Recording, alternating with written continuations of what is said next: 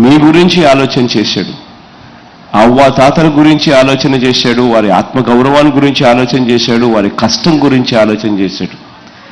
ఆలోచన చేసి అధికారంలోకి వచ్చిన వెంటనే దేశంలో ఎప్పుడూ జరగని విధంగా,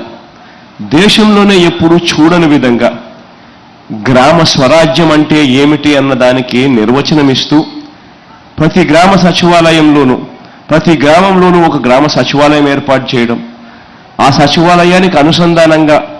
ప్రతి 60 ఇళ్లకు, ప్రతి 50 ఇళ్లకు, ప్రతి 70 ఇళ్లకు ఒక వాలంటీర్ను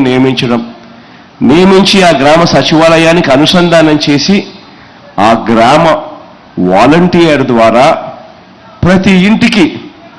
ప్రతి యవ్వను, ప్రతి తాత ముఖంలో చిరునవ్వును చూడడానికి ప్రతి ఇంటికి నెల 1వ తారీఖునే, అది సెలవు దినమైనా, ఆదివారమైనా, ఇంకొకటైనా కూడా ఈ 56 నెలలుగా మన ప్రభుత్వం ప్రతి ఇంటికి నెల 1వ తారీఖునే వచ్చి తలుపు తట్టి చిక్కటి చిరునవ్వులతో గుడ్ మార్నింగ్ చెబుతూ ప్రతి యవ్వను, ప్రతి తాతను వాలంటీర్లు ఒక మనవడిగా, ఒక మనవరాలిగా పలకరిస్తూ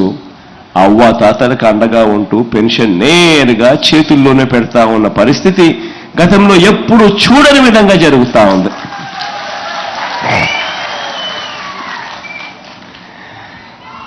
మార్పు అన్నది ఒక్కసారి గమనించమని అడుగుతా ఉన్నా.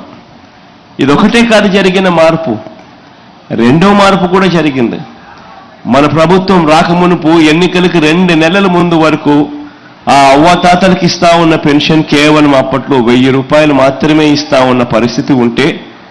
అది కూడా కేవలం అరకొరగానే కేవలం 39 లక్షల మందికి మాత్రమే ఇస్తా ఉన్న పరిస్థితి ఉంటే, అది కూడా జన్మభూమి కమిటీలకు లంచాలు ఇచ్చుకునో,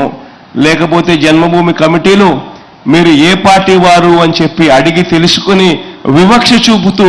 ఇచ్చే పరిస్థితి నుంచి మీ బిడ్డ ప్రభుత్వం వచ్చిన తర్వాత ఈరోజు అర్హత ఉన్న ఏ ఒక్కరైనా కూడా వాళ్ళు చివరకు గత ఎన్నికల్లో మన పార్టీకి ఓటు వేశారా లేదా అన్నది కూడా పక్కన పెట్టి, కులం చూడకుండా, మతం చూడకుండా, రాజకీయాలు చూడకుండా, వర్గాలు చూడకుండా, చివరికి ఏ పార్టీ మనుషులు అని కూడా చూడకుండా ప్రతి ఒక్కరిని కూడా నా అవ్వ, నా తాత అని చెప్పి గుండెల్లో పెట్టుకుని చూసుకున్న ప్రభుత్వం ఏదైనా ఉంది అని అంటే అది మీ బిడ్డ ప్రభుత్వమే అని కూడా చెప్పడానికి గర్వపడతా ఉన్నా.